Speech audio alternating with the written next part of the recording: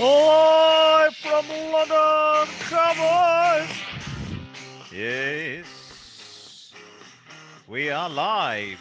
Hello, hello, hello. Hello, hello, hello. Let's sort the white balance out. Yeah, I was going to say, you're looking rather yellow there. There I am. There you go. You're back with us. Looking less 1970s. Not the shirt, the actual. It was looking. It was looking like you're Yes. on an episode of Tales from the Unexpected from 1982. Written by Roald Dahl, wasn't it? Yes, written by Tells Roald it Dahl. yeah. They were absolutely fantastic. In fact, I think I was stuck. Watch for some reason ended up. I was UK Gold or one of those channels watching that, and they are very, very, very well written. Enough of television from 40 odd years ago. Yes, like talking of old things, like a fine wine from Bordeaux, a mature cheese, or an 18-year-old fresh from Scotland. And before you ask, I'm talking about malt whiskey. Welcome to the latest episode of the radio show that's all about motor cars and now comes with added pictures. Hard to believe, but we're up to episode 80, which, as we all know, is the booziest number.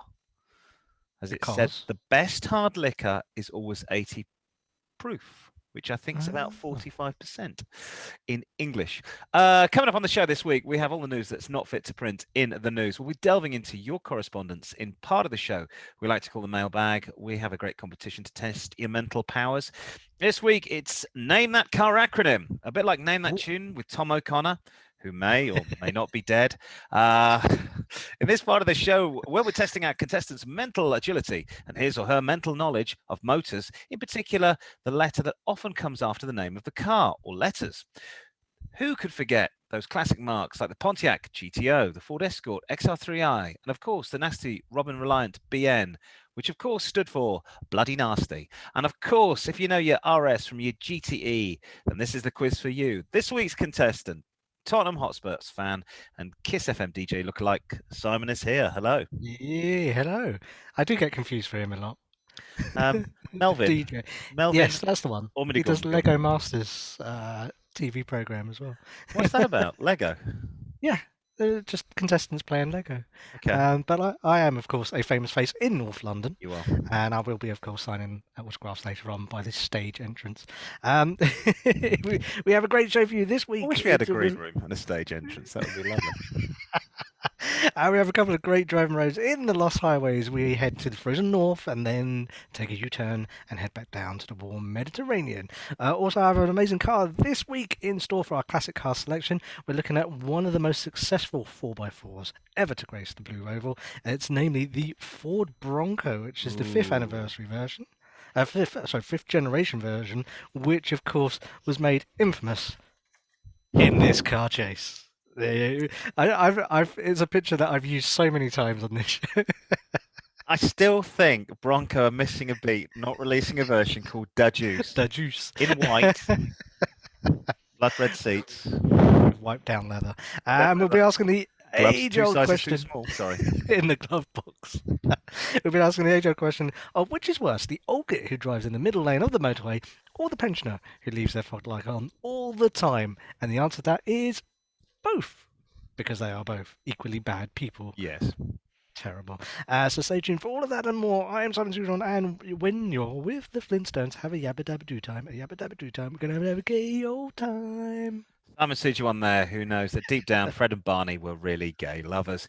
And he also used to drive a Flintstones car. And by that I mean it had a big hole in the floor. Feet fell through. I actually had a Fiat Panda that had that. I was cleaning the car mats and I pulled back the car mat and I don't think it had any carpet. It was that basic. Wow. And there was a big black sort of spot and I started pressing like this and suddenly my finger went through and I could see daylight. I was like, what? And I started like, stop pressing this. The hole was getting bigger and bigger. I think about that big. You could see the road underneath. Beautiful Fiat Panda from the early 1980s. Yes. I'm Richard Green, and yeah, you effing with some wet-ass pussy. Bring a bucket and a mop for this wet-ass pussy. Give me everything you got for this wet-ass pussy. And, of course, that was a Cardi B song about Mrs. Slocum's cat falling into the canal. I thank you. And this, of course... It's Car-Boyz. Car-Boyz. Time on the show for my rant. It's when I take a sideways view of the world from my own weird and I would argue warped perspective. Unlike other sections of the podcast, this shall be an open debate. Who am I kidding? It's a benign dictatorship. I shall rule even unchallenged as El Presidente and El Generalissimo. This week, elections loom large in London. Well, they're going to be looming large in the next few weeks. I shall address how two Labour mayors and one Tory mayor have let pollution in our capital actually get worse in the last 20 years. And the reason, well, it's because of measures aimed at reducing cars on our road. In news this week, the congestion charge in central London has resulted in higher levels of pollution due to 20% increase in bus and taxi traffic in the city, a study shows. Researchers from the Norwegian Universities of Science and Technology, as it's known locally, NNTU, studied the impact of the charge introduced into the city in 2003. The purpose of the charge was to initially improve traffic flow to stop vehicles being at a standstill with engines running idly and help reduce pollutants. However, Professor Colin Green, no relation, and his colleagues found that while it did ease the flow of traffic, it led to an increase in the most harmful aspects of vehicle pollution, namely nitrogen dioxide levels. They increased after the charge was introduced due to people being using more buses and more black cabs, which were exempt from the charge. Rush hour charging schemes and car-free zones are a hot political topic in many cities, and the London's current mayor and soon to be walker of the Green Mile, let's face it, he is, Sadiq Khan's expanding London's scheme to include ultra low emission zones with tighter rules and restrictions in 2019. So, why have NO2 or NOx levels increased? Well, in theory, the number of cars in central London actually went down, but there's a few reasons why the levels increased. Firstly, the number of cars may have reduced slightly, but this is very slightly. After all, who could ever afford to park in central London? Certainly not me. It'd cost you about £20 a day, and that was 20 years ago. People did drive into the city centre on weekends and evenings, which pre the COVID pandemic, of course, there was no charge for that Mm. whatsoever. Of course, people who could afford to pay the parking started to use taxis, and some others used buses. And that's great, apart from the fact that most of these have been historically run on diesel, which gives off far more exhaust fumes than petrol cars. Finally, there's actually an answer to high levels of pollution. Yes, leave London. Most companies are going to be relocating, downsizing their offices in the city. People are now all working from home. That's going to reduce the harmful levels of pollution. Also, going to be the final death rattle for the city itself. I expect we'll be able to buy a flat in Soho for the same price as one in Birmingham in a few years' time, maybe even less. Idiots like the current mayor have ripped the soul out of this city, such as the Kinks used to sing, sits astride the dirty old river, that being Father Thames. I want clean air for my children to breathe. Yes, I want cheaper and more efficient transport system. But you've had 20 years to fix it. And if it isn't fixed now, please let me drive my flipping car to work. If you're a London listening to me, I urge you to vote with your feet this year and put someone into power who cares about the future of our city. Simon, any thoughts? It's part of the bigger picture, isn't it? Because if you think 20 years ago or so when this came in, Mm, people were encouraged to buy diesel vehicles. yep, that's correct. That is And correct. that's made, and we know diesels are very polluting. Yes. The problem is, if they're trying to switch people to get electric vehicles, the congestion charge will probably go, because at the moment, I think, aren't electric vehicles exempt from paying the Hmm. charge? I'm pretty sure they So are. in the end, they're probably not going to make any money at all if that's the case. Yes. Because they won't, obviously, electric vehicles under ULEZ, the figures will be negligible on there. So I don't get it. I don't get what they're Although, trying to do. they are notorious for moving the goalposts on this. So what happened before was you couldn't bring a car in, but you could. I think hybrids got in for free for a Yes. while. Yeah. So this was 2003. Hybrids weren't really a thing, but what were a thing were the eight-seater police standard long wheelbase Land Rovers that did about Hmm. 15 mpg in diesel. And my friend bought one so he could drive in from Finchley all the way into central London and park outside Oxford Circus during the congestion and not pay the congestion charge because officially it was a bus. So Ah, anything over what, 8 seats yeah, is something classed like as. that. I think it had 10 seats in it and classed as officially as a bus. He bought it Yeah. for a couple of grand and this drive this dirty old diesel car. I think it comes down to not seeing the big picture. So Mm, it's all stick and no carrot. So I was going to show you this picture, which is the way congestion charging used to be. And when I worked in central London, I would wait there at 6 o'clock. And as mm. soon as it went bing, I would zip Drive across, through. drive through, park outside my offices, and do my night shift. Now it's 24 hours a day, 7 days a week. So again, it's yet another stick and not much carrot to encourage us to use public transport. Public transport's still crap. It's still expensive. Um, yeah, And not while we're really doing still much for on the the, city. and while we're having this rant, Hmm. I drive through Tower Bridge to get home from work Yeah. sometimes. And the thing is, in the last 3 weeks, they've put in a new bus lane, so they've reduced it down from 2 lanes to one because Hmm. they've got a small bus lane in there. That has added on in the last 3 weeks half an hour to the Nice. journey.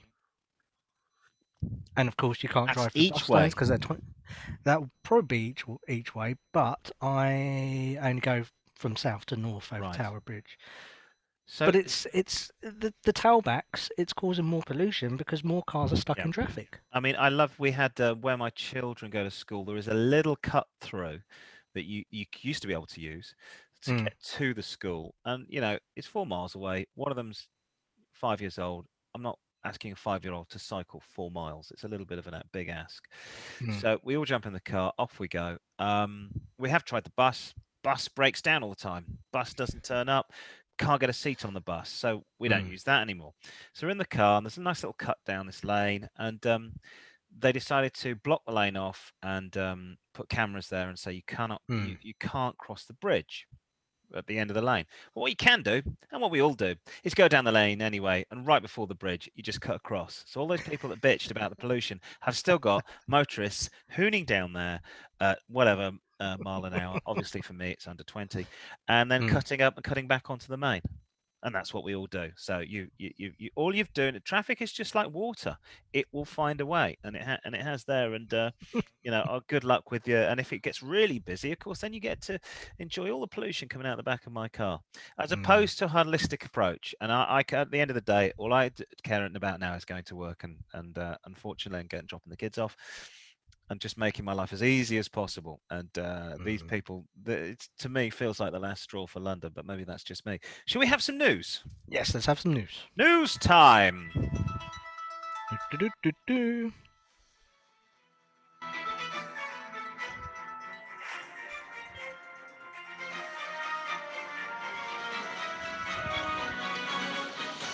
And first off, in Ponzi and not practical I news, think we can say Ponzi, can't we? We've not been outlawed from saying that. I think it's okay. Mercedes Oh, has released the yes. first official images of the cabin of its next generation electric luxury car, and it has a piece of technology including dashboard wide single screen. There you Which is go. The all of pictures this. there. The whole of this is like a Ooh. green screen on your. Well, it's like yeah, it's just like a screen on a television or an iPhone. The Mercedes-Benz EQS, a zero-emissions alternative to its flagship S-Class, is due to be unveiled on the 15th of April, which is very soon. It is expected to Yeah. rival the high-end luxury family cars like the Audi e-tron GT and the Tesla market-leading Model S. Ahead of the full reveal event, the German brand has showcased the car's dramatic interior with the MBUX Hyperscreen display. Ooh, which Mm. is much debated given its distance and distracting potential being the standout feature. The hyperscreen is wider than most living room televisions at 55.5 inches. Wow, Steady. over 141 centimeters wide, with the curved unit spans the width of the dashboard. The one-piece screen features a digital instrument cluster behind the wheel of the driver, a central infotainment screen and climate controls, and even a media screen for the passenger. And when the driver is alone, the passenger screen side There you go. screen displays digital art. There it is. It's digital. That's beautiful Arse. skies. Yeah. Hang on. Dubbed. They also displays fake wood paneling when you want it. Ooh. Nice. Oh, that's great. You can do like aluminium and Yeah. stuff like that. Yeah. Corrugated iron. Yeah. Dubbed a big in-car cinema on wheels by the brand, it uses artificial intelligence to monitor drivers' habits and preferences and acts as an in-car personal assistant, because of course that's what you need while you're driving. Giving reminders Mm. such as when a family member's birthday is coming up. Okay. And being It hailed is your as the mother's brains. birthday. There's a reason I'm not buying her anything. Does it know that? It's artful Yeah, intelligence. maybe it It should knows know that. that. She was a bitch to you. This is all old technology. It's like Kit from Knight Rider. The brains and nervous system of the new electric limousine Michael. in this car. It's being held. That's what it's being held as. But it's. I don't get it. It's yes, they're removing buttons, so it means that you Yeah. can't really touch anything. It's all touchscreen. I thought Hello, I Michael. might Welcome to your new I, Mercedes. This needs I yet might be another service. I might be wrong about this, but I thought there was a thing that said they're going to introduce a law where you can't even touch your mobile phone. So Well, how does this actually, how you're does this right, work? aren't you? There is a law coming. There's a law in now that you are not allowed to make a phone call from. Hang on. You can make a phone call. You can make a phone Hmm. call from your car, but you can't touch it to select music, which I don't Yes. understand because I don't see how a mobile phone is any different. Same like GPS is. Yeah. So you're not supposed to touch the GPS on a phone, but I touch the GPS, the built-in GPS on my car. I drove a hire car because I took my car in and they lent me a very modern Honda Jazz, which was very Mm. slow. And I'm glad it was very slow because it had a giant black pad in the middle. I was like, where's the aircon? Where's the blower? Where's that? No, just an iPad there. And I'm like, oh, open that. Oh, hang on. Well, driving along. Oh, open that. So I've had four Hondas. Mm. You can get in any one blindfolded and use it because everything is the same. And I'm talking from 2002 through to 2014, and different models, different types. I've driven. You always know this is here, this is here, Mm. this does this. In fact, this stalk here on the left hand side, the second ring in, forward puts the fog lights on, backward puts the rear fog lights on. If you're Mm. old, of course, you gaffer tape and then super glue the rear ones on permanently. But do you see what I mean? I'm saying everything's Yeah. intuitive. Everything's you can look ahead while doing this with your hand. Well, hopefully not doing this, but doing the the Yeah. actions of driving. You are not opening up menus, and Honda have said they are going back to that because they've realized that it's dangerous to have these big screens. Now, if your whole screen is one giant iPad, I'm not sure this is the best thing.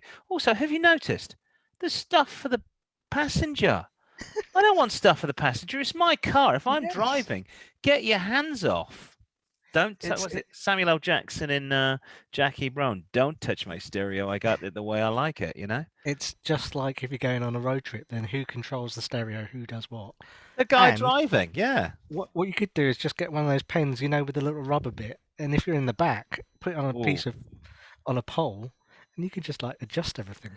this is this is how I created. I turned my non-remote control color television in the early 1990s into a remote control television. I found a pool cue in a skip, and I just used to lie in bed and use the pool cue to change the channels on the TV on the end of the bed. It was genius. They copyrighted that old pool cue. Right, moving on. Meanwhile, in bye-bye for Mondeo Man news, the Ford Mondeo has reached the end of the road. The saloon car that became a byword for Mondeo Man, the middle ground voter who could swing elections, was killed off by the rise in popularity of sports utility vehicles, or SUVs. The push towards electrification, the manufacturer has confirmed. It's to be phased out by March next year, the firm blaming changing fashions for the scheme of the once popular model. Ford has already announced it's moving towards an all-electric future in Britain and continental Europe, selling only plug-in hybrids from 2026, and with an intention to have a range of electric-only models by 2030. One of the first combustion engine cars to get the chop looks to embark on a greener future is the iconic Mondeo. The company said in a statement, as Ford moves to an all-electric passenger vehicle future, consumer preferences continue to change. In 2020, 39% of Ford's passenger vehicle sales were SUVs and crossovers, up 8% from 2019. There's the original Mondeo. They went on to say, as a result of the growing change in customer preference, Ford will phase out its current Mondeo, the large car, at the end of March next year. Launched in 1993, the Mondeo was the first Ford to be held as a global car and the first in the UK to come as standard with airbags. Since its launch in Europe, it replaced the Ford Sierra. Mondeo sales have reached around 5 million to date. What a shame. What a shame they're getting rid of Great this car. car. I drove one of those in Mm, the mid-90s. It wasn't mine because I couldn't afford it, but it was a company car, and it flew like shit off a shovel, and it was very nice to drive. I have not driven the absolutely. new ones, but effectively, don't tell us the Jaguar owners, but that's the current Jaguar floor plan, isn't it? It is. And then the thing is, so if you look at, I'd say cars in general, but certainly in the Ford bloodline and what's Yep. happened. So they killed off the Scorpio, and Mm-hmm. slowly but surely the Mondeo got bigger. So that Yep. last picture of the Mondeo you showed was probably bigger than a Ford Mm. Granada Scorpio. Certainly much higher. Yeah. So Certainly higher. the cars are getting bigger, and the problem is everyone's moving over to SUVs now because of this. Where you're going to put your batteries? Where you're going Yeah. to? I Yeah. can't see it working in cities like London when everyone's going to be driving SUVs. Well, we're It going to just take up won't even work. more and more and more and more and more and Yeah. more road space. The issue is this car is bigger than this car, Mm. but this car has more space on the inside than this car because this car isn't crammed full of airbags Yeah. and side impact bars. And so, oh, that wheel is that wheel? Oh no, sorry, it's me bending the picture. I was thinking that wheel looked a bit off then. So the problem being is that you need a bigger car, not because you've got much more kit, but because this car has less room on the inside. I Mm. mean, my Honda Accord outside, I reckon it's the same space as a very large Jaguar from the 1980s, Yeah. maybe even more, certainly higher. So we're all being pushed towards SUVs, which is great outside the countryside, and it's great if you're spatially aware, which most people driving aren't. Not saying which sex they are, but they're the ones that like to curb wheels. That's all I'll say. That's all I will The- say on this matter. But yeah, it's I don't know because I don't like I want to drive. I like saloon cars. yeah. I've got a family. They're fine at the moment. I don't really want a big 4x4 that'll cost me lots of money. See, there's Mm. me being environmental. It's more wear and tear on the car. You don't need 4x4 most of the time. Unless you're going to live in the countryside, you just not going to use the 4x4 if it has that capacity at all. I don't know. I don't know what I like a saloon car. They're comfortable to drive long distances. If I go on holiday, I buy a bloody roof rack and I put it on the top of that car. The thing is, to go off on a quick slight tangent on this. Me and Rich, we like our music, and we think probably music peaked at around probably 1984, Yeah, 85. probably that was it. Yeah. I think there's going to be a time where we go, the peak of the certain cars would probably be around 2002, 2003. Yeah, I would say the prettiest, and maybe it's because it's always good to look in hindsight. I think car design and the look of cars, what is a zenith in the 90s. I think Mm, that, and I know it's very, very, very round, yeah, but I think that is a prettier car than that absolutely. aesthetically. Yeah, yeah. I want to drive this. I don't want to drive this because this looks like I'm working as a minicab driver in some backstreet taxi firm. But I think that aesthetically is a prettier and smoother lines and a nicer car to look at Yeah. than that. I probably agree with you. Yeah, and certainly, and that's what I was going to say in relation to the last story we had about the technology on the front of that. I'm finding that you don't really the technology is moving so fast, and it's moving faster than cars. So I have a built-in sat nav in my car, which is very good. I mean, it's 8 years old, but it's a very, very good Mm, sat nav for the whole of Europe. And it does update, it automatically updates. But if I had a car that was 10 years older, that sat nav would be CAC and I yeah. would be using the mobile phone. So now I'm thinking, why don't I just buy a 20-year-old car that has, because the toys thing is a joke. I don't care. I don't, Mm, I'm still wowed by the six CD changer in a boot of a car. Um, I'll just use the phone. I'll just yeah. use this phone for the technology, and then when that goes in 2 years, I'll keep the same car and just I don't know whether the technology thing is a bit. And then we got this, and we got this, and we got this, and I tell you for why. I cannot get my head around how to set the. I still did it at the weekend. I Was was it the allowed cruise to go. control? I can't. The cruise control is buried so deep in the menu. By the time I've worked out how to do it, I've also knackered up the car. So I get bings that you're going over 30 bing, you're going over 50 bing. I'm trying to turn that off. I have to sit down and plan it how to put the cruise control on the car. And then by the time I do it, I work out how to do it, and then I don't go on the motorway for 6 weeks. And of course, with COVID, Then you I've been forget. traveling, and I forget how it works, and it's buried somewhere in this fucking menu. Whereas, how about a button that said CC cruise control? Beep. Oh, Mm. it's on! Yay! And of course, that means you can go to sleep in the car as well. Did you not know that? Uh, Absolutely. Anyway, moving on. And in no new number plates for coronavirus news, the Driver and Vehicle Licensing Agency (brackets the DVLA) has moved to ban the availability of COVID-19 related personalised number plates. Nice. It fears that they could be deemed offensive. Really? The government department has blocked the creation of sale of the registrations with any coronavirus references, claiming that they could cause offence, embarrassment, and are in poor taste to those who have lost loved ones during the pandemic. The team of experts at the DVLA examines any potential offensive meanings that can be created using the latest registration numbers and painstakingly tries to stop anything that can be deemed insulting being available. The removal of COVID-19 related number plates in the first case of registration numbers linked to health crisis being banned in the UK. However, other nations have already taken measures to outlaw them, with Australia banning COVID-related registrations last year after a BMW 5 Series with a number plate reading COVID-19 was spotted in Adelaide at Adelaide Airport. In news confirmed by the Telegraph newspaper, the DVLA said that it will now suppress registrations of COVID referencing plates in the UK. This includes the likes of COV1D, which would be good, COV11D, and COV111D. yeah, but if you're from Coventry, and and your name's Yes. David, Or COV1D, your name is Colin Oliver Oh, Vespa. I don't know. Vespa, Italian. Colin Oliver Vespa, and you're 111 years old and you drive a diesel. You're gonna. Exactly.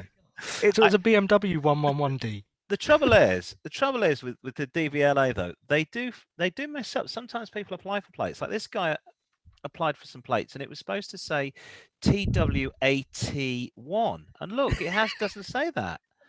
That's they're so rude that it doesn't say TW81 on there. They're, Yes. they're really horrible people. Is that Frank Spencer in that picture? Oh, Betty, I'm making a cock up of being a government minister.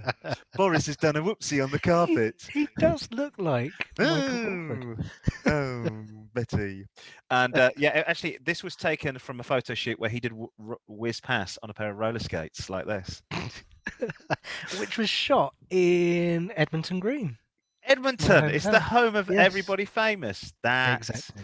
Bruce Forsyth, some ram raiding. I remember my mate in Florida having a number plate, because America, every state, you just apply, and as long as they don't deem it offensive, he literally had bollocks one, spelt Wow. BOLLOX1. Americans, it was the early 90s, they haven't got a clue what that meant. I've applied for this plate. I just think this plate will be allowed. I'm thinking of that. I don't think it's anything related to coronavirus. No. Or I did look up the other day, and I am tempted to get this year, is a W100RJG, which is my initials, which to me goes, woo, Richard Green.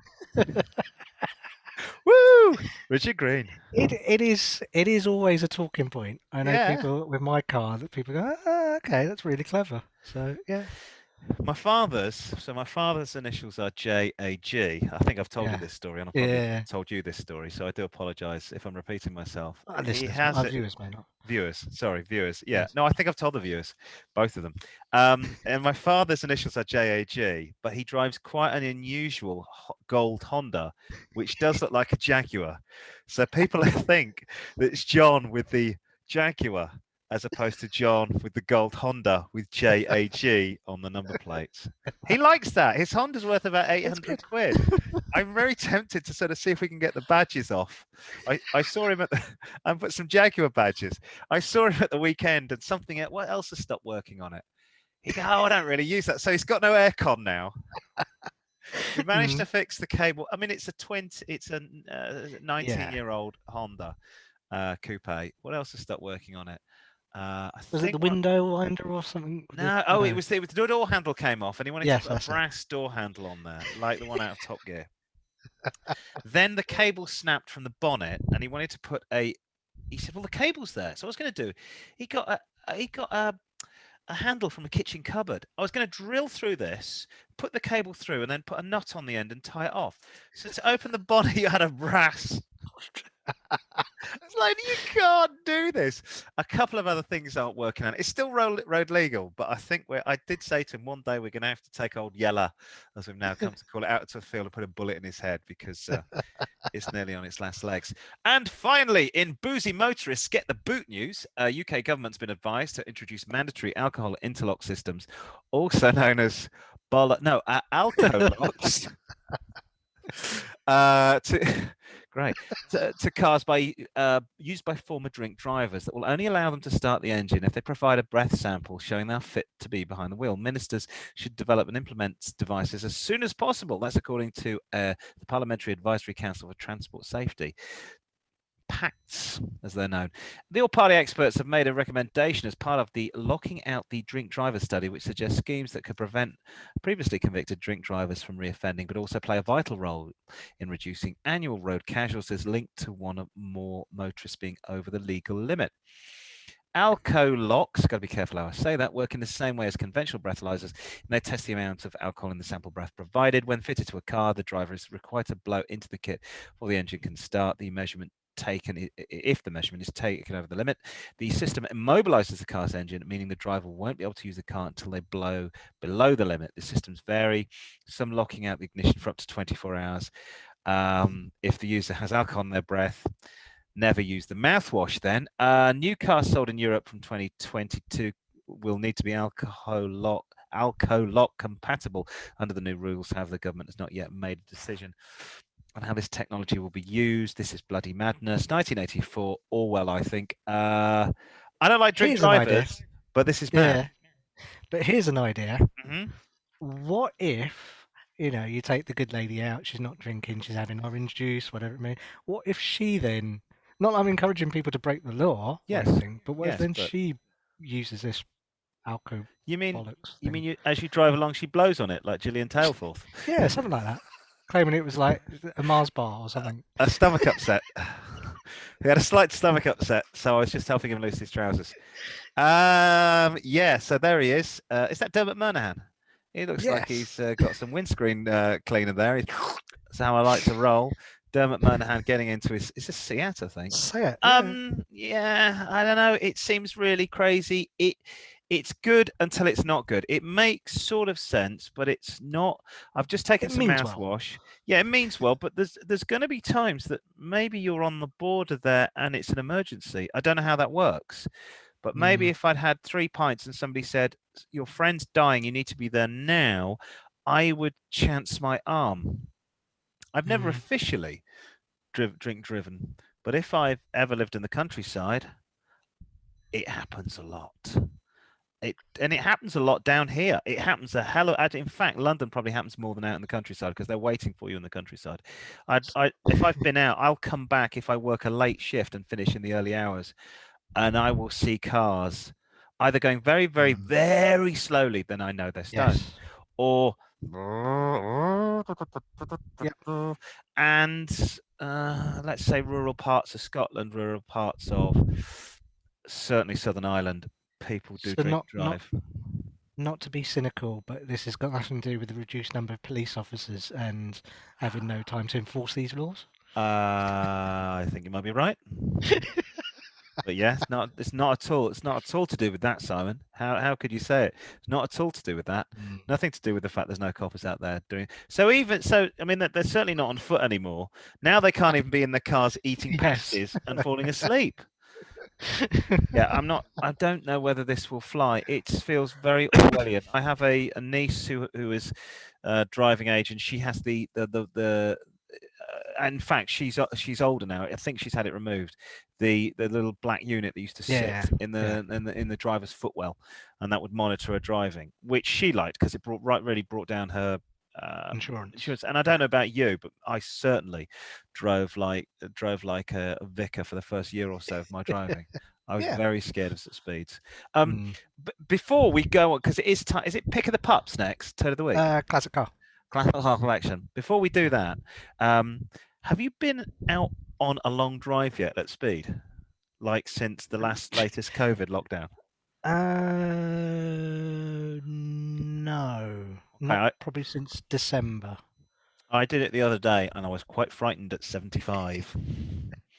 It's like Star Yeah, Wars or Star Trek when everything's it like was. It was like got up to about 70. Not saying I did over that, oh no, I have. and I it drove. ooh. Where did I drive to? I drove to Chichester. I had some Don't work done incriminate on my yourself. car, Oh, so it's a long uh, way.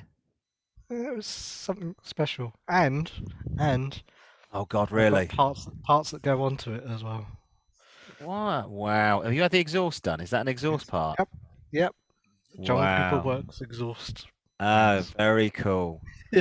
And Carbon fiber, you know. have you had those big Bentley wings put on the front? It says Kia in the middle as well. That I think you won on a competition. I hope you've Yes. had that welded to the front. That will exponentially increase the value of your Of car. course it will. Yes. Is it time for classic car selection? It is. Wheel out the band. Here they come.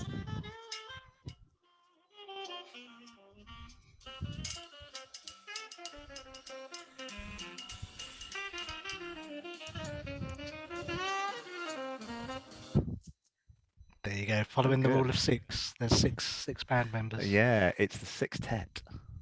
Nice. It is a classic car It selection is. on the show now. Don't forget later on we've got letters, we've got the quizzes and everything else that we can throw into the next half the show. But we're talking about this car a lot on Car-Boyz. It is the Ford Bronco, named because of the notoriety that it gained from this man, O.J. Simpson. Yes, it is, of course, the Ford Bronco. It was the first sport utility vehicle developed by the company with 5 generations of Bronco, and they were sold from 1966 to 1996. Then those model years. The same production line will be producing the new variant, but we'll be concentrating on the fifth generation version. It originally developed as a compact off-road vehicle using its own chassis, or if you're American, chassis. Chassis. The Bronco initially competed against the Did Jeep you just said Siege. chassis twice? Yes, Or I did know. you? Yeah. Oh, was that for comedy Yeah. effect? Sorry, I've ruined it now. For 1970, the Ford enlarged the Bronco, making it a short wheelbase version of the F-Series pickup truck, and the full-size Bronco competed against the Chevrolet K5 Blazer and the Dodge Ram Charger. For the 1992 model year, though, the fifth generation Bronco, which we're talking about in the picture there, followed the design development of the Ford F-150, retaining the chassis introduced for the 1980 model year. The front fascia end of the Bronco was adopted. Additional aerodynamic revisions, while designed with a larger front grille and front bumper and headlight units, the front fascia was given a slightly rounded design. The interior saw updates to the dashboard, the instrument panel, and the addition of front leather seats. Those could come in handy, if you got. You spilled something on it, like Yeah. Ribena, Oh, yes. Claret, claret, possibly. red paint, Yes, they were an option, and red as well as rum, optional spelled backwards. remote keyless entry with an anti-theft Red alarm. rum. After having power windows and locks as options throughout the 80s, power mirrors were offered for the first time in 1992. It also introduced additional changes related to safety. Four-wheel anti-lock brakes. I didn't know. I thought anti-lock brakes were on all brakes, but apparently not. It replaced. ABS. Yes, apparently Well, it yeah. replaced 1983. Yeah, no. I mean, I had that. I had ABS. The first car I had ABS was my 1990 XR3i. Yeah, would have been That had mechanical. ABS, Yeah. but before that, yeah, I had it. I think it was the Citroen before that. They used to have to throw a large block of concrete out of the back and an anchor. It replaced the rear wheel ABS for the 1993, and the driver's side airbag was introduced in 1994. The body redesigned added a front crumple zone to the body and the center mounted brake light on the hardtop. The hardtop was now had a mounting point for 3-point belts in the rear seats. Engine-wise, the Bronco carried over the previous 4.9 litre inline 6 4-cylinder, the 5-litre Nice. V8, and the 5.8 HO V8 engines from the previous generation. Though from 1994, the Bronco became powered solely by V8 engines. Following the decline in demand for large two-door SUVs, Ford discontinued the Bronco after the 1996 model, replacing it with the four-door Ford Expedition, which is the larger Ford and the larger Ford Excursion. The Mm. last one rolling off the Michigan production line in the 12th of June 1996. According to Ford, though, the discontinuation of the model line was unrelated to any stigma created by the O.J. Simpson police chase, and it said that sales of the model line had been declining prior to the incident. So there you go. What do you look for on these cars? Well, rust is limited to tailgates and door sills only in those areas. Mechanically, you need to check the front and rear diffs for leaks, as it could be costly to replace these and fix these. Our opinion is get in while you can, as the new Bronco's arrival 25 years after the last model is going to push the prices up of the old ones, hence why we're doing the 5th generation one. We found a Ford Bronco XLT 4x4 in Ford Tuxedo Black. Oh, Like the nice. name of that. 82,000 miles on the Dun, dun, clock. dun, Spent most dun, of its dun, life. Yeah, it's got a dun. red stripe on there. Mm. It spent most of its life in California and was imported to the UK and is up for sale for Go on. £10,000 Okay, it's a or lot, but $15,000. it's an unusual car, and is it in good nick?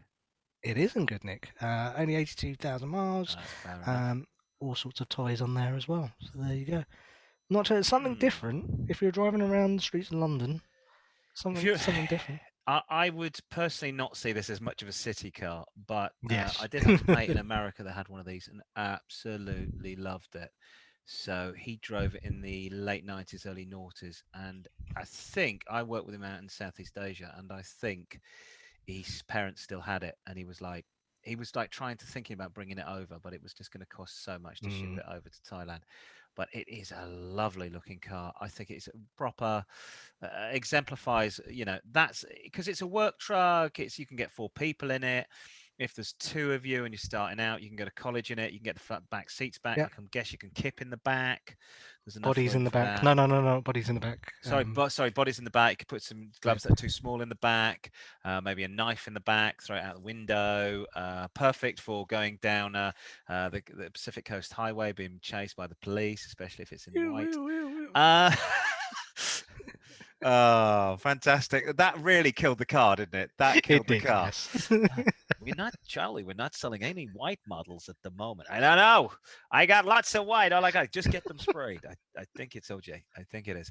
But I think and from what I hear, they're really reliable cars. Yes. Yeah, I'm yeah, not yeah. sure I'd have one here because I think there are too many Japanese cars of this ilk, and there's certainly the Land Rover if you want to go and spend that sort of money. But you're correct. If you do fancy this, it's a hard-wearing car. It's one of those cars that you still see of this ilk in the rust, the northern states, the places where Mm. cars rust, places like Chicago and Detroit and Minneapolis, when they're not being set on fire by the locals. But yeah, they're hard-wearing cars. Yeah, why not?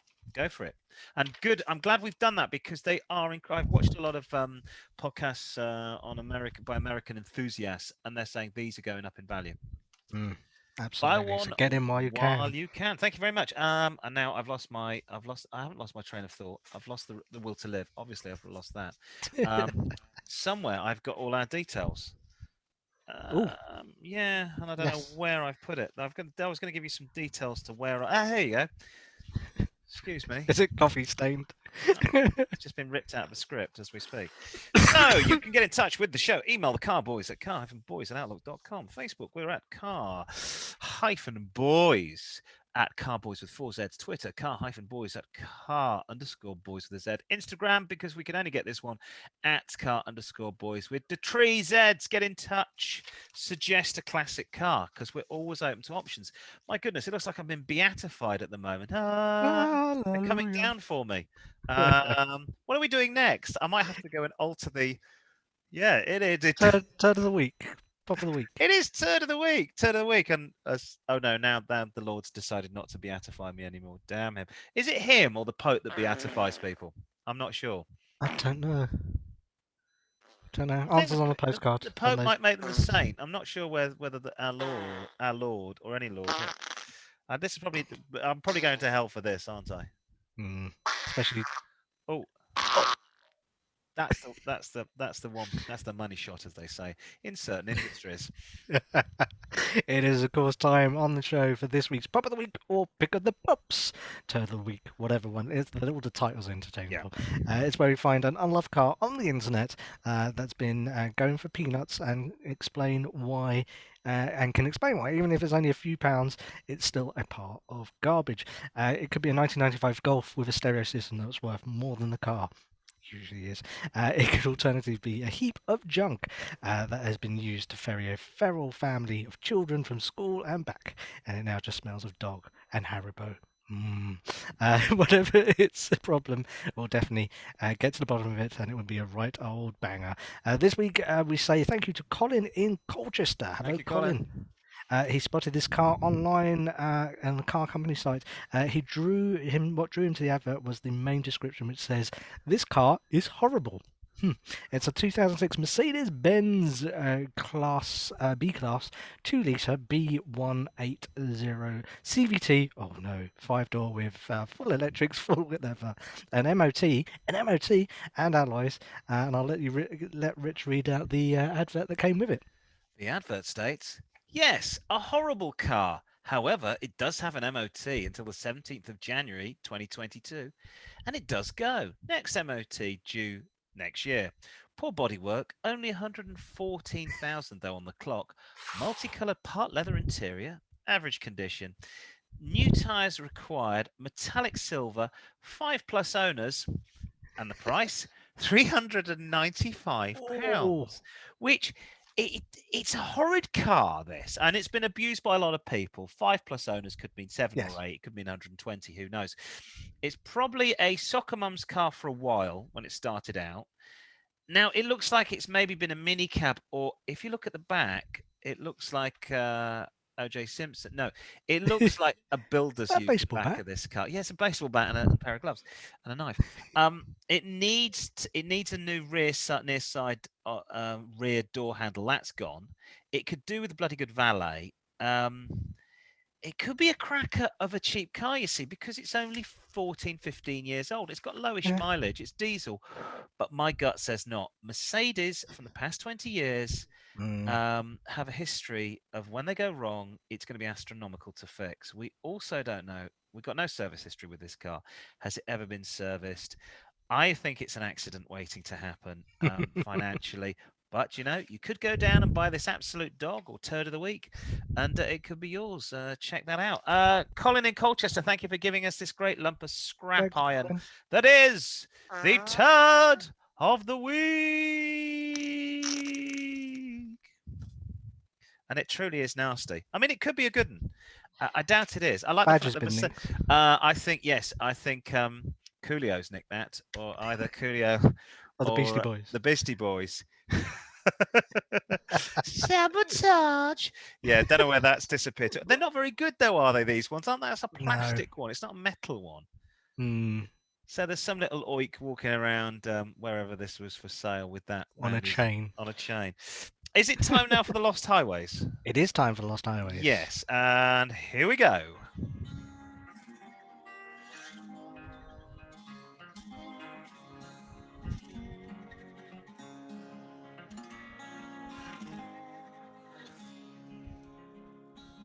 There we go. That's quite nice. Nice. It is, of course, time for the Lost Highways, where listeners email us in and give us their favourite roads and the reasons why they love them. It could be a quite coastal road that leads down to the sea. Alternatively, it could be a straight 2-lane blacktop that leads to infinity and invites you to go on the pedal to the metal. Whatever your poison is, let us know your perfect driver roads here on Car-Boyz. There's the details on the screen, and doing so, get in touch this week is Gisela from Solna near Stockholm. She says, Simon, I know you like Scandinavian countries. And the ladies. Hello. Have you ever driven on our roads? I haven't actually. One of my favourite drives is nicknamed the Emigrant's Path through Bellakinga and Småland. She says it's peaceful and a beautiful drive through the rural countryside of southern Sweden. In addition to the scenery landscape, there's areas offer a lot more in terms of culture and history. Is this the right one? No, it's the other one. Sorry. There you go. Yes. It's offers culture and history and roots situated further north. The name comes from the huge Swedish emigration to the United States, which took place in the 19th century, where 1.3 million Swedes left their home in search of a better life. Many of them came from the areas of Sweden, and from these areas of Sweden, and the route tells a story of with plenty of interesting stops along the way. Småland is also where IKEA was founded, hence why the play areas in the store are named Smallland. Ah. So I don't pick up the smell of furniture falling to bits very quickly from this picture, but obviously It's there you go. I think that's the there's something someone started flat packing, building something in the background. I think so. Oh, sorry about the green line. That isn't actually there in the picture. It's my printer's running out of ink.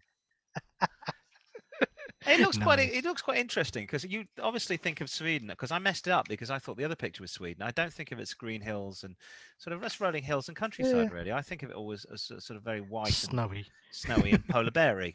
And obviously it's not all about that. I must say I've put in two IKEA kitchens. They're quite good.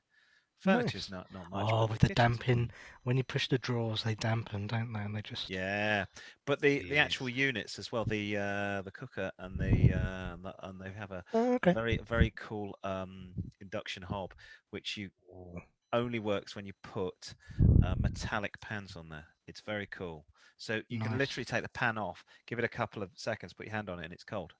So if IKEA, if you want to sponsor us, because we've given We you a good are plug. available, and we won't Yes. talk about your meatballs, or if you will, I like the meatballs and I like the coffee. They do good coffee there as well. Swedish coffee is very Yes. good. Furniture's shite. But moving on. And finally, in the highways, we travel to Turkey, where Dugu says "Merhaba" from Izmir, and I say to him I think. "Teşekkürler, Dugu, teşekkürler." Mhm. He says, if you're looking for somewhere to come on holiday when the restrictions lift, we all are, you can do no better than to come to Trabzon, situated on the Black Sea coast of northern Turkey, about 600 kilometers from Istanbul. Trabzon invites you to take up one of the most challenging roads in the world.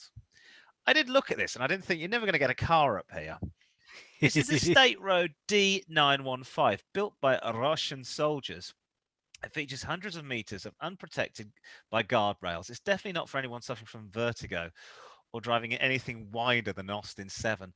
The roads are not all as perilous. If you want to stay clear of the mountain climbs, there are many highways there, a lot of which are toll roads, which are collected electronically and paid for at the end of your hire of the vehicle. That's cool. Roads are well maintained through the rough areas. I suggest you take a 4x4 vehicle and a very thin one for this section. And thanks to the benefits of Brexit, since the 1st of January, you'll now need an international driver's permit, of course, to drive on the road. So thank you very much, Dogu. I like the fact Merhaba. that your picture looks like it's an intelligence picture. It looks like it's been done on a spy camera It has been with the done. green It's lines. just a crap printer. That was the alien. The alien spacecraft is just here.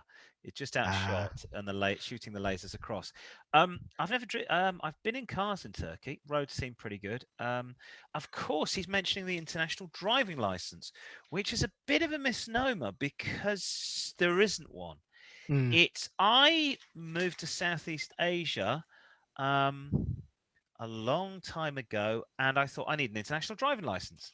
Little did I know that you can a driving license can be had in Thailand by literally starting a car correctly, putting it in gear, and going about 10 feet. Fantastic driver. So that your UK European driving licenses work. So you don't need one if you're going to go and drive out there. Uh, But I got one online for like a tenner, and mm. it was from some international driving agency, and I don't know whether it meant anything, and it had my picture in it, and it lasted a year, and then I I just never think the bothered post renewing it. offices are doing something Really? that's international drivers related. But yeah, sunny uplands of Brexit. There you go. I mean, I don't think, you know, I don't think Mehmet in Bodrum is not going to rent you a scooter if you just have a British driving license. I hate to say it. I think Mehmet will go, Mm. that's fine, fine. Bring your money, bring your money. Nice girlfriend. If you want to get in touch with us about your favourite driving road in Lost Highways, email the boys at car-boys at outlook.com, car-boys at Car-Boyz with the 4Zs, car-boys with a Z, at car_boys, always with a Z on Twitter, Instagram at car_boys with the tree Zs. Have you ever been to Turkey? I've not. No. No, no. I mean, I've only been to Bodrum and some mountains around there. It was all right. About 10 days. It's okay. It's okay. Nice. Yeah, it's nice. It's like a Need to go. poor man's Greece. Hang on. I've got to go find our homemade music now, which is Yes. somewhere in it. Here it is. Stand by.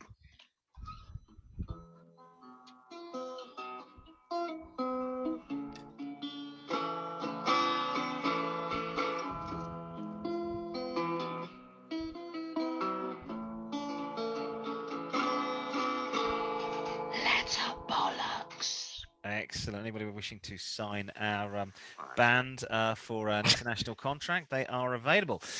Yes, time now on the show to delve into the bulging sack that's known as the mailbag, and we've renamed it recently Letter Bollocks. This week it's overflowing, and over to Simon.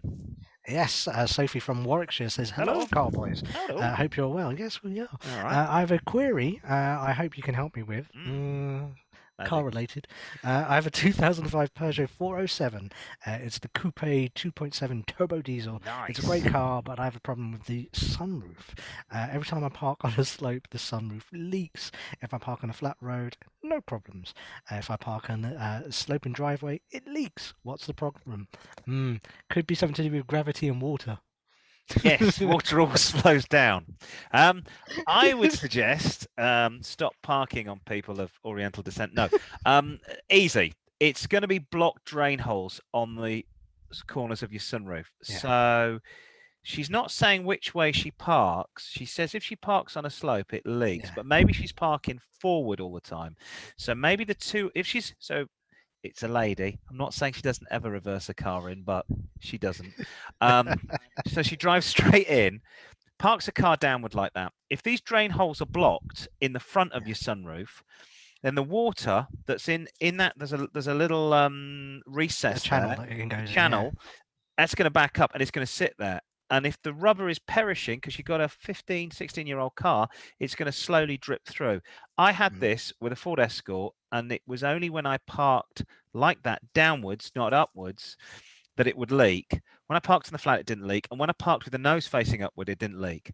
We solved this by blasting an air compressor down the holes to clear them. Local garage will do it for you. So I don't think it's probably an issue. I think it's a two-in-one car. Do you know what? I don't like Peugeots, but I bloody love that.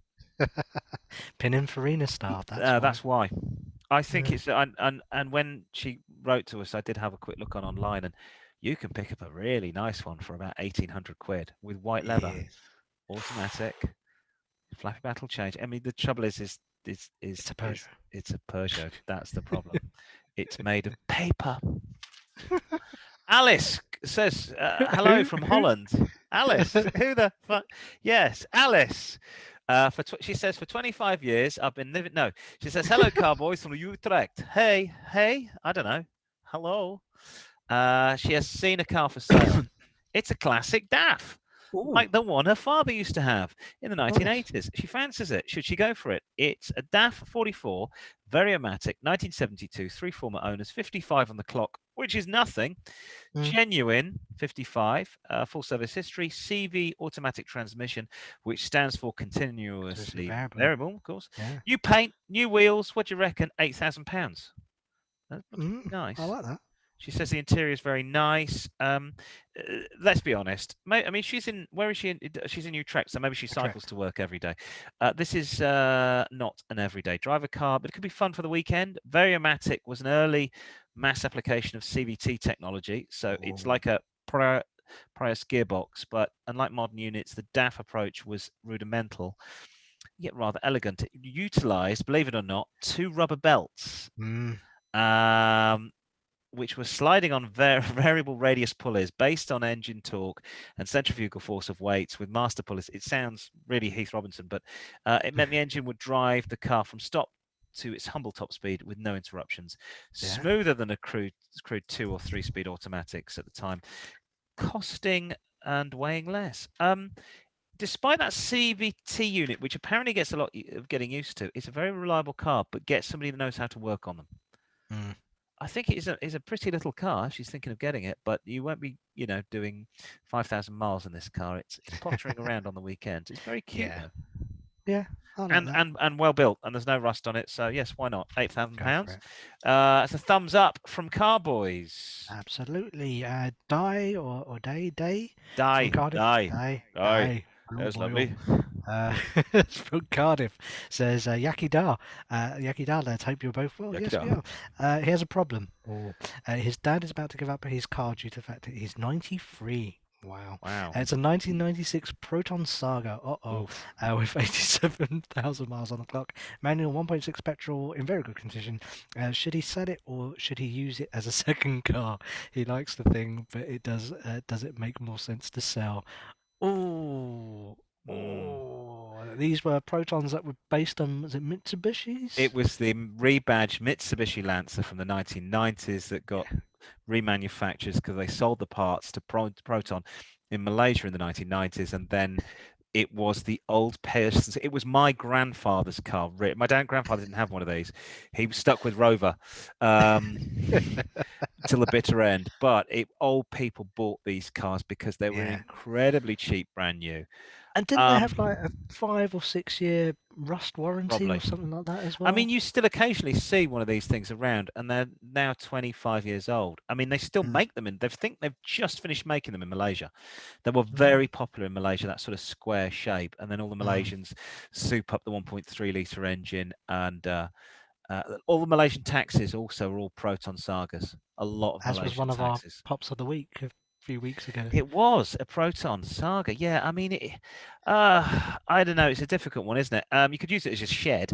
Um, uh, I mean, they're getting rare, and if you want to hold Mm. on to it and you can afford to hold on to it, I mean, you won't get much more than £1,000 for this. If it's in Mm. very good condition, it doesn't look like it's in particularly good condition. But if you said, I mean, you maybe get 800 quid for it. But if you really like it and you really, why not just keep it and just use it as a Yeah. second car? They're very basic. They're very easy to work on. And they're very unique. I think there's a sun. It's Portsmouth's flag on the front. It's a It is, yes. it's a crescent moon and star, the symbol of Malaysia, and it says Proton. So yes, when I lived in Malaysia, there were a lot of these around, and they stank of petrol. But I did have a soft spot for them, and Yeah. every taxi I was getting into was one of these. So yeah, why not? Why not keep it? I mean, unless you're desperate, if it's £1,000, or you could just put it on bricks, have it as Mm. sworn, and see what happens in 10 years' time, which is probably nothing. Probably still be worth £1,000. Finally, we have Dummy Two Times. Hey, in Hey. Miami. Hey, Dummy. He's got a new job. I don't. There's another picture there. I don't know where that picture's from. Hang on a second. No, we've got an extra picture. Not sure where that's come from. Finally, Tommy Two Times in Miami. Just got a new job. Got one problem. Doesn't come with a car like his old job does, but it pays way much more. Now he lives in Little Havana, and he uses their local trolley bus to get around. Mm. I'm not sure they call it. It's not the trolley bus system. It has another name, but I Okay. put trolley bus because then everybody would understand what I'm talking about. His friend is selling a 1996 Chrysler New Yorker, which looks like this car. It's Yep. got Huge. 102. It's like a boat. 102 on the clock. Good condition, full service history. Should he buy it for weekends? What he needs is something for going up and down Florida and going to the shops occasionally. It is being offered for $2,000. This What do you think? was, didn't we feature one of these I think we on have. Classic a few months back? Yes, Yeah. yes. I think somebody inherited one from Huge his things. grandfather. They are Yeah. absolute boats. It's Mm. before Chrysler went. Before it was just at the death knell. Again, the World War II veterans bought this as their last car, didn't they? Yeah. And then the minivans came in with the soccer moms following this. Look, if it looks good and it drives good, why not? $2,000 isn't a lot. It's got a 3.2 litre petrol engine, which is very thirsty, but it's also very reliable because I think the 3.2 is the same that's in the Mitsubishi. Chrysler and Mitsubishi were sharing engines there. Mm. My father, as I mentioned earlier, drives an 18-year-old Honda. Will not sell it because it just won't break down. And his is probably worth less than £1,000, and everybody thinks it's a Mm. Jaguar. If you like it, go for it. It's only a couple of grand. But one thing I would say is Miami, so check the underside of the Mm. bodywork and look for corrosion because salt is in the air. And Bit like alligators. bit like love. Salt. Check underneath the wheel arches for salt and also alligators. But yeah, why not? I mean, if he's only going to use it for the weekends, I'm Yeah, trying to remember why what the not? name of this trolleybus system is in Little Havana. It's like the K line or something, and it's really Mm. weird. I think I think they're electric, and they look Mm. like the trams you get in San Francisco, but they Oh, haven't got okay. the cables. Yeah. They sort of move, but they definitely have these special routes. Um, yeah, why not get that for the weekend? You look like a mobster Yeah. driving up and down. And let's face it, Something different. nobody's going to want to steal it, are they?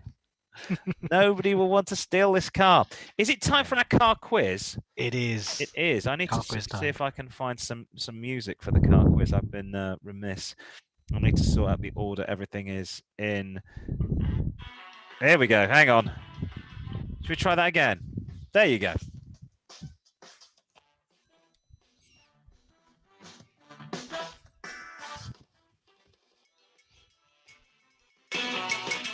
Yes, yes, thank you very much. Welcome to the car quiz here on Car-Boyz. Of course, we have it every week, and this week, I'll just get rid of that. Excuse me.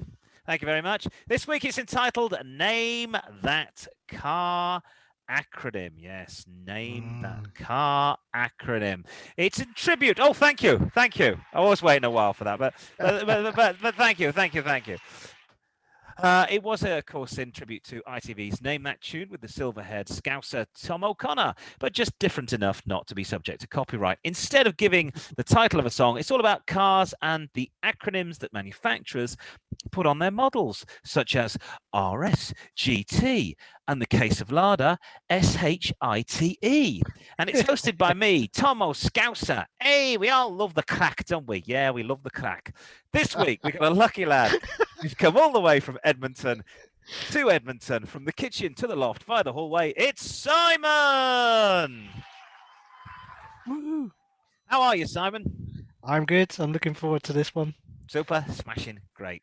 Now, I would say you could be in the chance of winning a speedboat, but you lived in landlocked Edmonton. So this week, This is true. Yes. you're in the chance of winning this 1 to 40 scale version of the Aston Martin DB7. Unfortunately, it is Ooh. missing a front headlight. It has been in an accident with a 4-year-old boy in my house. Ooh. But the doors are still functioning. They still open. Seats work. The seats still move backwards and forwards. Actually, that is very much like a mid-90s Aston Martin as Yes. that seat's broken. Yeah, hang on. Yeah, the seat, does it go back? Hey, yeah, that's broken, that seat. Genuine Ford reliability. Yes.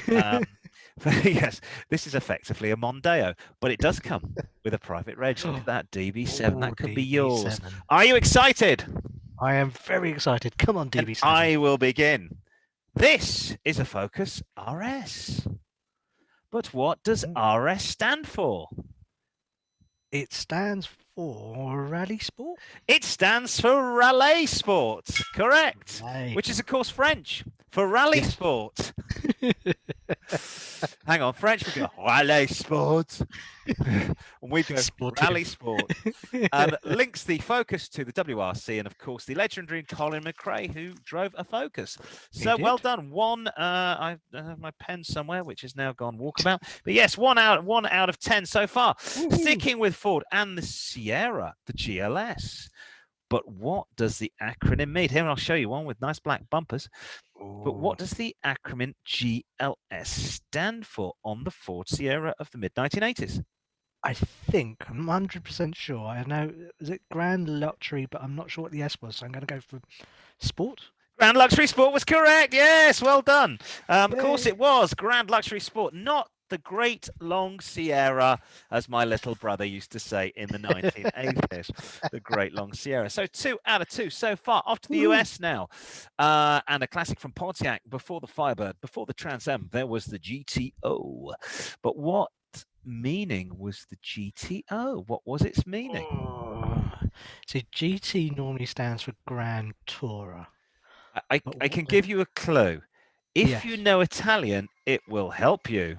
Oh, Gran Turismo. Oh. No, that would be GT. Oh, Gran Turismo with hand You actions. move your hands. No, no. No. Well, we're going to give you half a point for that. It's Gran Okay. Turismo. This was a difficult one. Omologato, and I don't believe Ah, one owner of the Pontiac GTO knew was a that Gran home Turismo, gato. the new Gran Turismo Omologato, Omologato. Just in the same way that people that own the Jeep Rubicon don't know what the Rubicon means. Now, interestingly enough, the GTO was John DeLorean's idea. He of Northern Irish Ah, cars and cocaine in yes. suitcases fame, and it's Italian for Grand Tourer Homologated, which officially means Which, certified for racing in the Grande Tourer class. yeah. Omologato. But no, not one owner of that knew what that meant. So we're 2.5 out of 3. We're doing good so far. Okay. Back to Europe now with a classic from the French, and I'm not talking about Emmanuel, the mainstay of French luxury motoring. You've got to be over a certain age to know what I'm saying. Yes. The mainstay of French luxury motoring in the 1960s and the 1970s was the Citroën DS. But what did the DS stand for? Oh, DS was. Mm. Mm, What did the DS stand for? It's a bit of a trick question. it is. I know. Was it not a word? DS. So Yes, it's a close. word. We've done this on the classic car. Yes, So it's a yes. French word. DS meaning something like stylish or sexy. I don't We're know. going to give you another half point for this one. So it's a bit of a and a bit of a. It, of course, DS sounds like the French for goddess. That's And it. so it stuck. And DS is now a brand of its own within Citroën. So, I yes, remember that's now. when they made it. Yes. Was a goddess. The new Citroën DSs, not so much.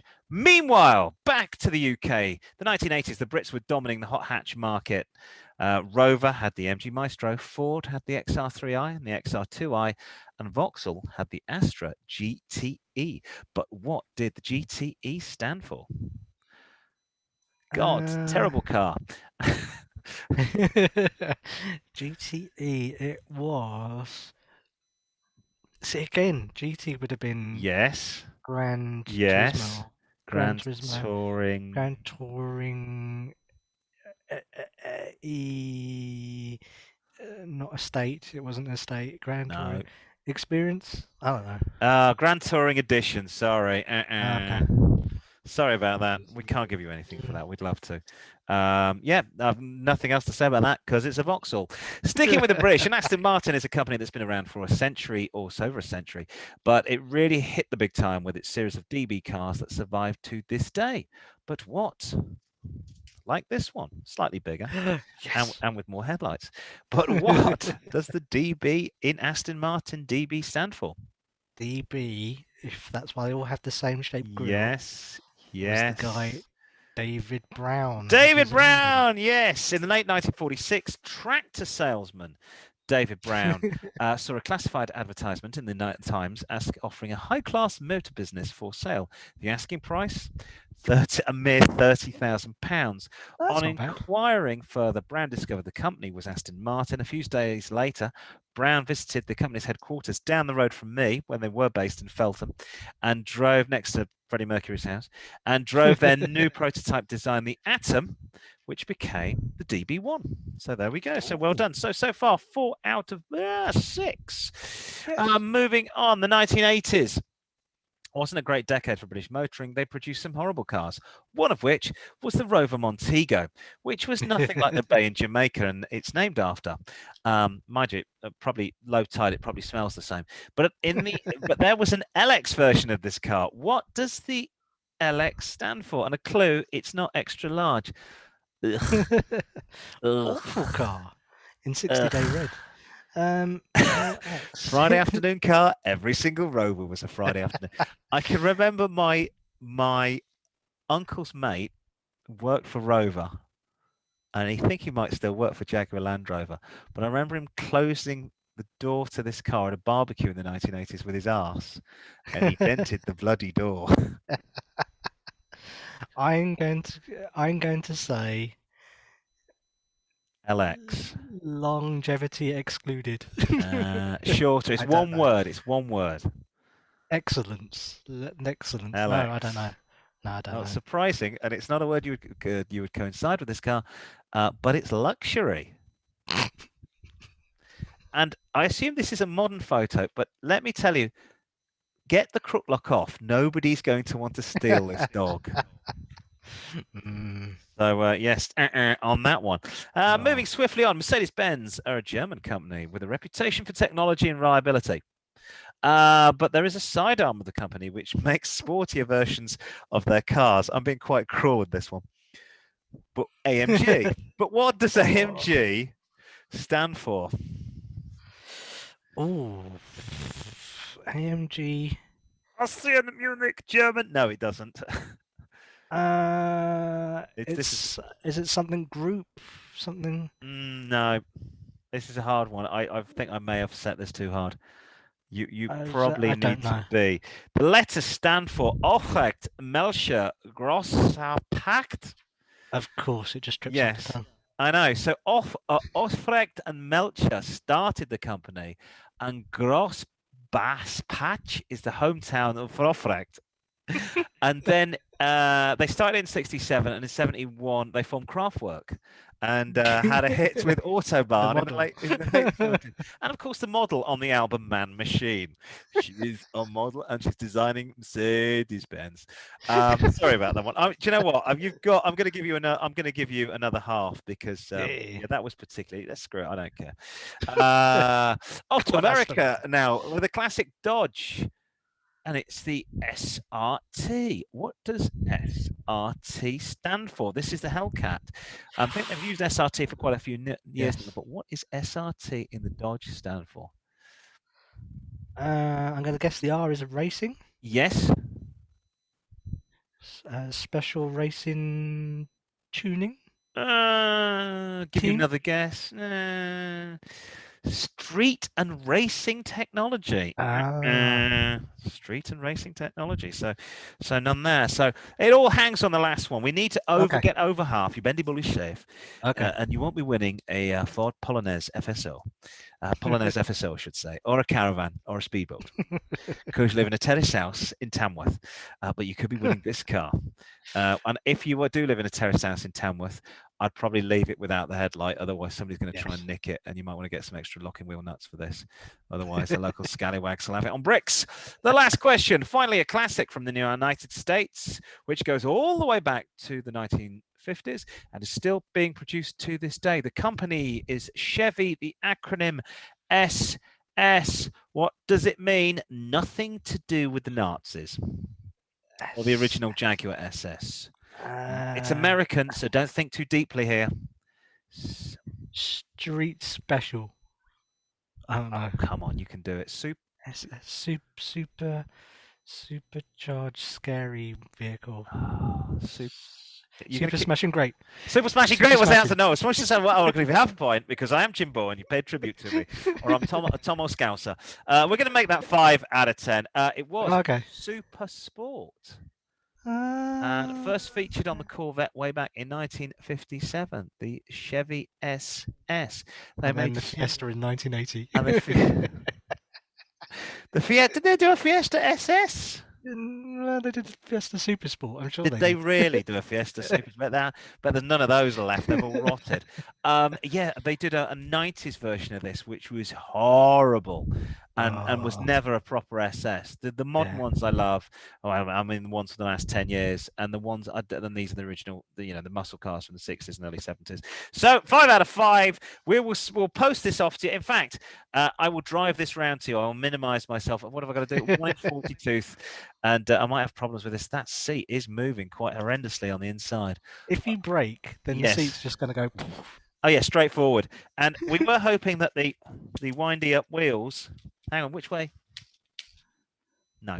Yeah. I think the guts. It's a Non-starter. 25-year-old car that my son has managed to do even some more damage to. Poor little thing. He got hold of my original Starsky and Hutch.